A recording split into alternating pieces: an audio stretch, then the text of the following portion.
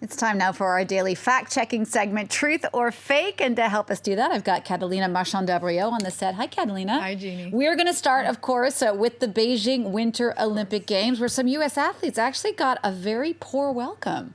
Indeed, Jeannie. The Beijing Olympic Games kicking off today, and misinformation is around the corner. We have this tweet with over 150,000 views. It's from a suspended account, as Twitter points out. So eyebrow raised there already. It reads, Chinese racists are openly attacking U.S. black athletes arriving in Beijing. Will Team USA deliver an official complaint to China for the racial attack? So the claim is that Chinese racists are racially abusing the U.S. athletes arriving for the Beijing Winter Olympic Games. We're going to show the video behind me with no sound, of course, for obvious reasons. We don't want to show the insults, but you can see that the athlete is coming out of the bus while people are screaming at him and insulting him. They're screaming the N-word repeatedly and telling him to get out of China. So this is quite sad, Jeannie. And this post has been shared and retweeted. This Twitter user saying racist behavior of Chinese for USA athletes. This person saying crazy. So what happened, Jeannie? This incident actually took place on January 13th during this year's Chinese Basketball Association tournament in China, where the American basketball player Sonny Weems was the victim of racial abuse, by Chinese basketball fans. So unfortunately, this incident did occur.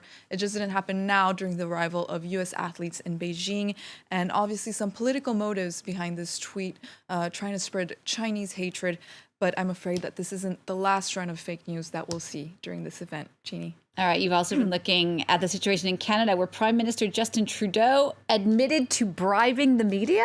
Did he? So social media users are sharing a clip of the Canadian Prime Minister Justin Trudeau during his speech where he mentions a $600 million bribe to the media in exchange for favorable coverage. Let's take a listen.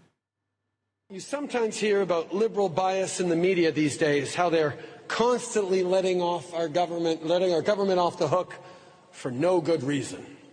Frankly, I think that's insulting. It's clear that they let us off the hook for a very good reason, because we paid them $600 million. You don't get stellar headlines like these without greasing the wheels a bit. So users are posting this video on social media saying Trudeau must go, Canada needs a strong man, Trudeau is using taxpayer money to bribe journalists. And this one was posted here in 2019. So it's a video that's been going around for a while. This Twitter user posted it more recently on January 31st saying, not sure if everyone has seen this, but all Canadians need to watch, and it has over 122,000 views. And this other Twitter user saying hallucinating statement by Justin Trudeau. It was posted as early as this week, and it's reached over 236,000 views. So that's pretty viral, Jeannie. So it's been going around for a while, not so slowly, but surely. So what happened? This video was taken out of context, Jeannie, sorry. It actually happened during the 2019 Parliamentary Press Gallery dinner, where when he mentioned the $600 million bribe, it was actually meant as a joke. So perhaps it was a bad joke, not too media savvy of him, because he must have known that this was going to be taken out of context somehow.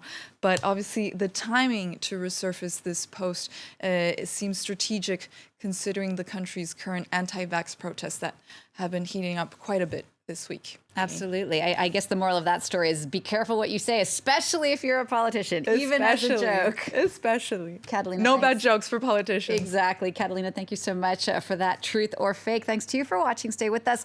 I'll be back in just a few minutes with more of your headlines.